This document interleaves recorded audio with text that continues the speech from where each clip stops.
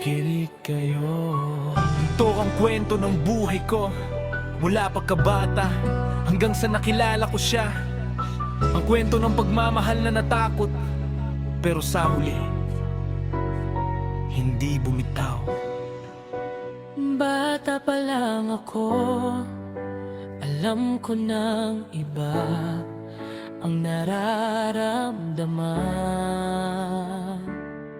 Kahit babae ang ipinanganak sa akin, hindi ako payapa tuwing nagsusuot ng palda at damit na pambabae. Parang may pumipigil, parang sinasakal ako. Kaya sa eskwela kapag nasa bahay pa, susunod kay lola. Pero paglapit na sa paaralan, nagpapalit ako agad pantalon, sapatos, damit na panlalaki. Iyon ang aking, doon lang ako nakakahinga, doon lang ako payapa. Tinatawag akong utoy na mga hindi ako kilala. Kinukot siya ng iba, tomboyan, wag magpanggap na lalaki. Pero parang hangin lang yon, hindi ko pinapansin ang mahalaga kung ano ang nasa puso ko. Hanggang sa araw ng pagtatapos, nagsuot ako ng gown, doon nagbago ang lahat. Lahat ay napatingin, babae pala sa sabi ng mga kaklase ko. Tumalikod ang mga kalaro, ayaw na lumapit pa. Umiiyak ako, tinanong ang Diyos, bakit po ba ako ginawang babae?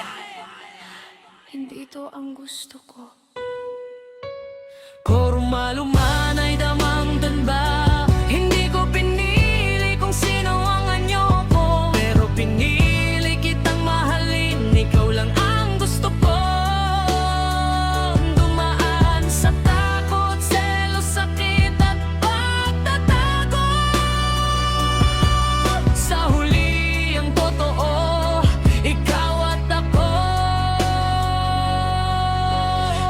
lumipas ang panahon, nagkakilala tayo. Isang babaeng nagmahal, tinanggap ako ng buo. Pero itinago natin, nagpanggap na magkaibigan lang. Dahil takot sa sasabihin ng mundo, takot sa hatol ng bayan. May dumating na lalaki, nagpapansin at naliligaw sa'yo. Tinawanan mo ako, nagsiselos ka lang sa kanya, no? Puno ng takot at pangamba, ito ang nasabi ko. Gustuhin mo na siya, bagay kayo, lalaki siya, babae ka ako. Wala akong maipagmamalaki sa'yo, hindi tayo nararapat. Sumagot ka ng tapat, tumingin sa mata ko. Hindi kita nagustuhan dahil babae ka, mahal kita, ilaba ko sa'yo. Yan ang totoo, pero nagpupumilit pa rin. Pilit kitang tinataboy, bakit ako pa ang pinili mong mahalin? Maghiwalay na lang tayo, doon ka na sa kanya. Tapos sinabi mo ang linyang tumatak sa isip ko, kung mahal mo ang tao.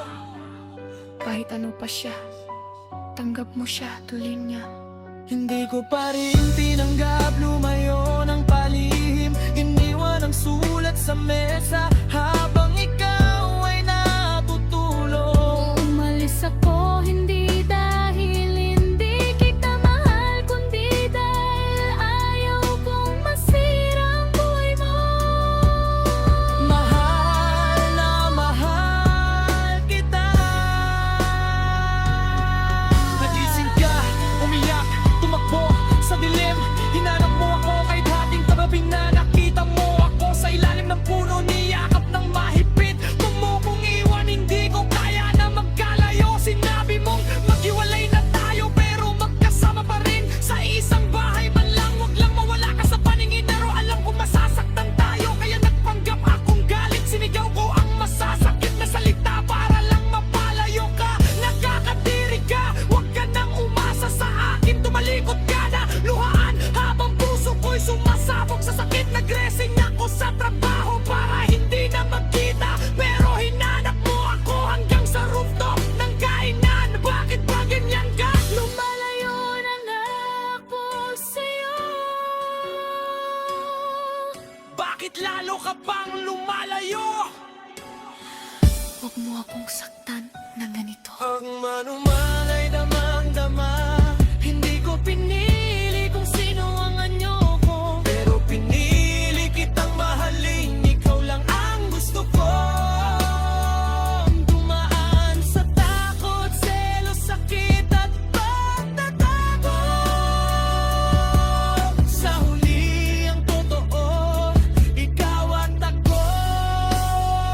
Sumigaw ako, akala mo ba ikaw lang ang nahihirapan?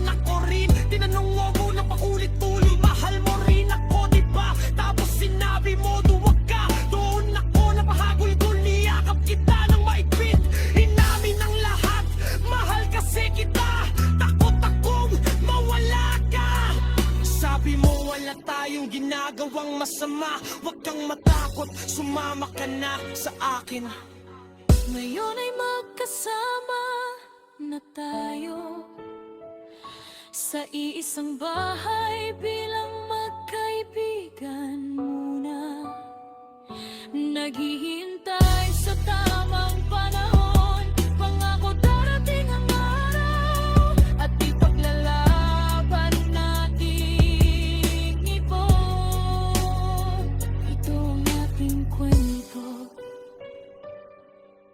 Tayo